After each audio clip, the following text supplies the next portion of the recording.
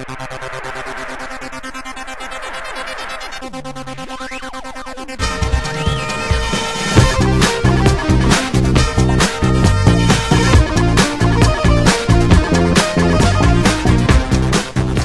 guys, welcome back. This is episode number 64, featuring an interview with the developer of Bullfrog's Syndicate, Mr. Sean Cooper.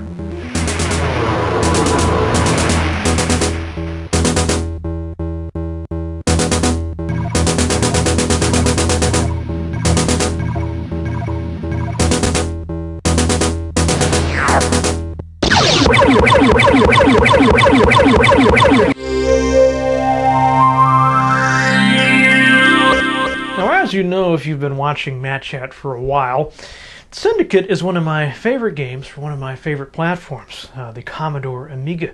I reviewed it back in episode number 37 if you haven't seen that. It's a brilliant game. It was of course also available on other platforms including DOS.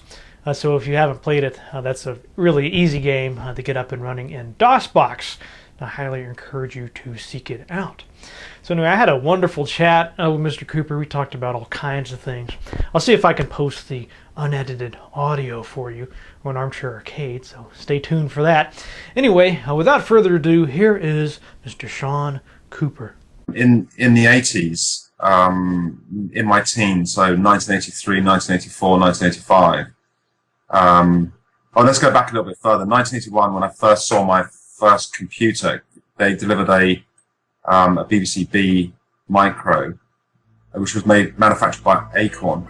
It was very British, because it was from the British Broadcasting Company, and I just fell in love with it straight away. I remember my maths teacher said it's just like one big calculator. I was like, oh, cool! I love calculators. And then time went by. 1983, 1984, I started reading magazines, and they started having these type-ins in the middle of them. So I was typing them in and saving them to compact tape.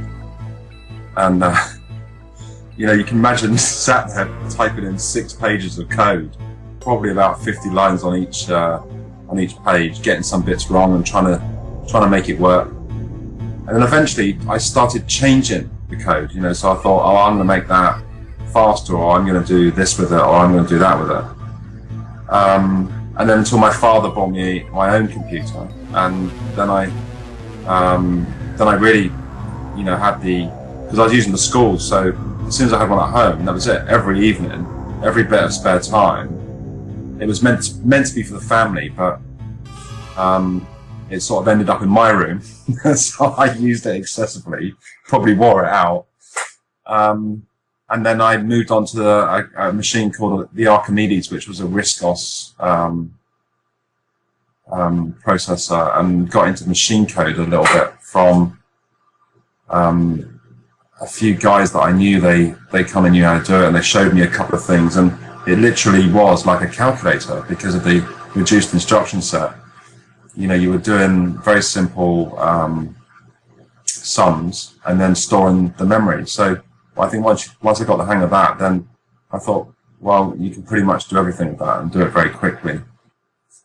I never felt special in any way. I think probably the opposite, because I was very naughty at school, and I felt a bit outcasted by it, because I was at boarding school. I'm not sure if the American audience is very familiar with that, but I lived at school. Right, and that was Saturday and Sunday as well. It was 7 days a week, and it made me a very angry young man. Most programmers have this intense feeling to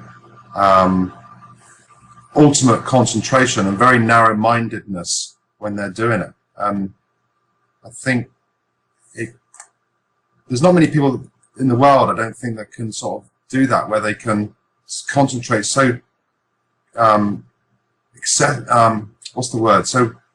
so much on one singular thing that it just becomes almost a part of them. It's really hard to describe, but they become so insular with this idea of this thing that they're trying to create. And I think, because I feel it as well, I get very bugged when I'm disturbed when I'm concentrating, because it's so intense a lot of the time. And I become very, very narrow-minded. You know, very sort of. It's very, when I'm trying to do something, it's very, very concentrated and very, almost very aggressive in the approach. So if I'm ever disturbed when I'm in that, you know, I tend to come out like a monster for a brief period of time that my wife tries not to disturb me at all. So I left school at 15. I went on to try and find something to do in my life. I ended up in a factory. I ended up drawing manhole covers, you know, drawings and architecture and stuff. And I thought, oh, I don't like this. So I went down to the career centre in a place called Borden, and they suggested I go on this YTS, which is a youth training scheme. And I was 17 at this point, so the youth training scheme only applied to under 18, so I was very close to missing it. And I ended up in this place, and there was loads of people just similar to the way I was, and I ended up teaching a lot of them how to program, because I think they were there, they didn't know how to, right? So, and the teachers weren't necessarily that advanced, and I'd already come through this machine, you know, assembly code in ARM, so I was helping out a lot of people, and we started building games and different pieces of software, and just basically mucking about trying to learn stuff. And that's when Peter Molyneux came in, and he said, can I have one of your guys to come and work for work experience? And I got chosen. So luckily, I was also obviously on the top of their list to be placed outward, and then I started my career. So that's how I got into it.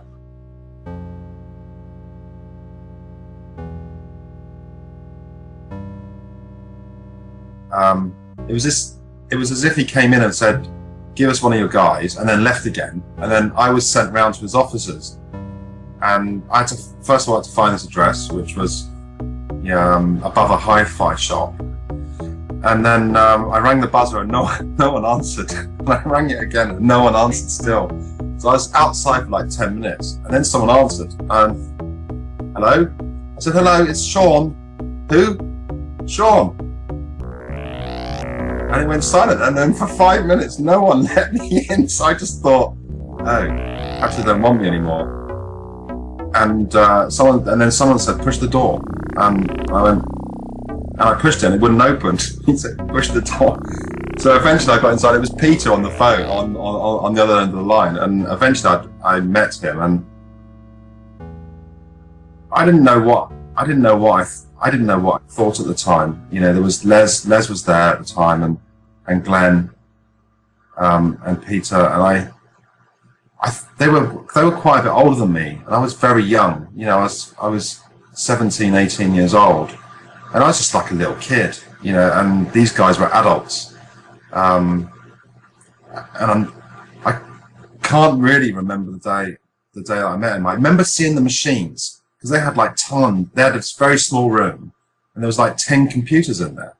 And there was this little hum, you could hear this sort of noise of fans and stuff. I just thought, oh, cool, look at those machines. And, you know, so I think I was more, I think I was looking more at the machines than the people that I was going to be working with. You know, I looked at this machine and it had color. You know, this computer was displaying color on the screen, and I was still used to black and white and 4 colors. And this thing had like 32 colors. I was like, oh, wow, we can do so much more with that. So I think those, you know, looking at those guys, I thought, oh, these guys are really good. I never sort of thought of myself as really good. I think it's when other people say it to you that you sort of go, oh, perhaps I am really good. So I think I may have a problem with being able to measure my ability, and I think I still suffer with it. You know, because I feel really embarrassed when people say, oh, can I have my photograph with you? You just created Syndicate. It's really awesome. And I'm like, oh, well, okay, yeah, that's fine. You know, and it's a bit, I do get very embarrassed by that. So, no, I never felt special, not at all. I think the English think very differently to the Americans. and I think the English also think very differently to the Japanese. Probably culture. It's probably got something to do with that. I think when I was writing my games, I didn't think about money. The money was not on my. It wasn't even on my top 10 list of things that I wanted to achieve. Whereas in America, I think it's usually number 1 or number 2 on the list. So I think you get a different result of game when your ideals and your motivations are different.